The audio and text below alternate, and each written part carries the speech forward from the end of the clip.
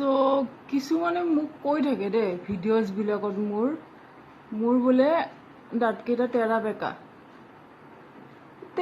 হয়তো হয়, মই নহয় বুলি কৈছো নেকি? সিহঁতে ভাবে যে সেইটো লৈ কিনে সিহঁতে মোক ইনচাল্ট দিব পাৰিব বা সেইটো লৈ সিহঁতে মোক ডাউন দিব পাৰিব। আৰু দাঁতকেইটা তেৰা বেকা কাৰোবাৰ তেৰা বেকা হ'ব, কাৰোবাৰ চিধা হ'ব, কাৰোবাৰ নাথাকিবই। থেংকফুলি মোৰ যে আছে ভগৱানে দিয়া দাঁতকেইটা, জন্মতে যি আছিলে সেয়ে।